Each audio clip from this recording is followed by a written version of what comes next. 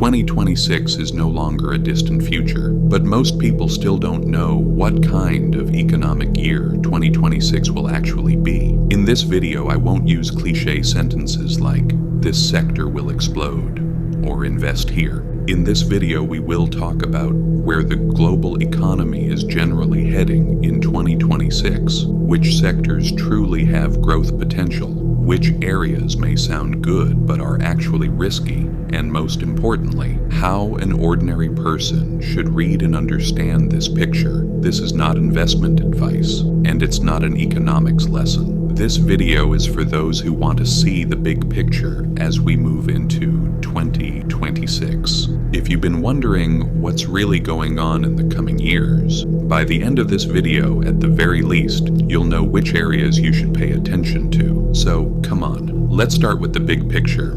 Hello, I'm Shadow. If you have any thoughts about this video, let's discuss them in the comments.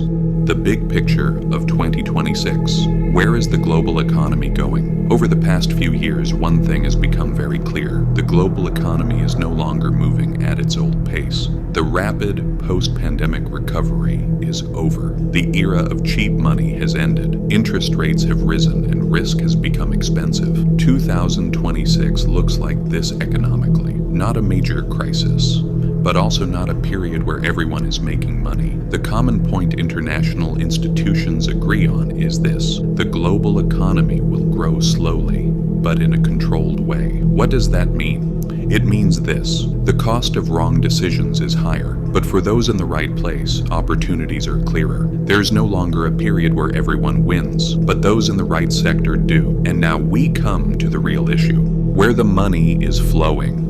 In 2026, artificial intelligence and technology. We've heard the phrase artificial intelligence a lot. I agree. But here's the interesting part. People are getting tired of hearing about it, but companies are only now starting to take it seriously. In 2026, artificial intelligence is not a trend, it's an infrastructure. Think of it like electricity, like the internet. Those who don't use it fall behind. In manufacturing, banking, healthcare, logistics, everyone is chasing efficiency. But there's an important detail here. The winners won't be only the big tech giants. Those who manage data, those who provide infrastructure, those working in software and hardware, they will grow quietly, without hype, but steadily. This is not get rich quick, but long-term power is here.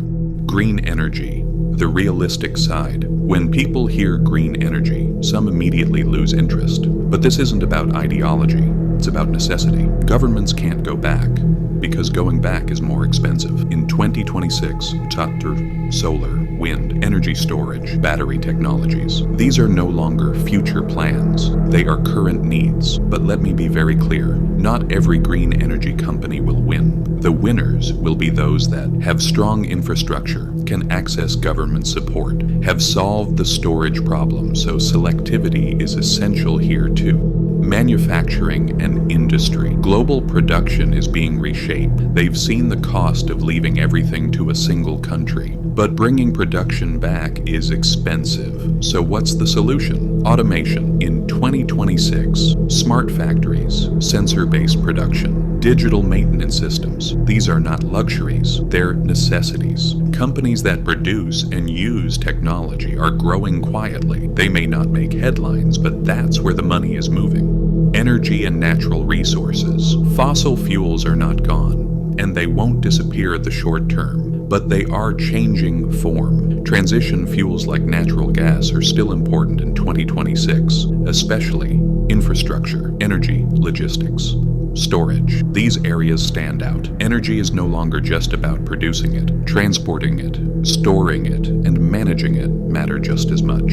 Electric and green transportation. Electric vehicles are no longer the future. They're part of everyday life. But the winners aren't just car manufacturers. Batteries, charging infrastructure, software, energy management. That's where the real story is. In 2026, the automotive sector operates like a technology sector. Risks. Not everything is perfect. I want to emphasize this part. 2026 is not a risk-free year. Geopolitical tensions, trade wars, interest rate and inflation uncertainty, none of these are off the table. And the biggest risk is this: being patient in the wrong place. Not every long-term investment is a good one. If you wait in the wrong sector, you lose time. How should an ordinary person read this? This is the most important part. Not everyone watching this video is an investor, but everyone is making decisions, choosing a career, managing spending, planning their future. For 2026, the core question should be this: where does my position fit within this big picture? Do you have contact with technology? Do you produce efficiency? Where are you in the transformation? Asking these questions is just as important as investing itself. 2026 is not a breaking year, it's a filtering year. Not everyone will win, but those who know what they're doing will quietly gain an advantage. The goal of this video is not to tell you, go here. This video is meant to show the map. If you can see the big picture, you'll draw your own path. Thank you for watching. See you in the next video.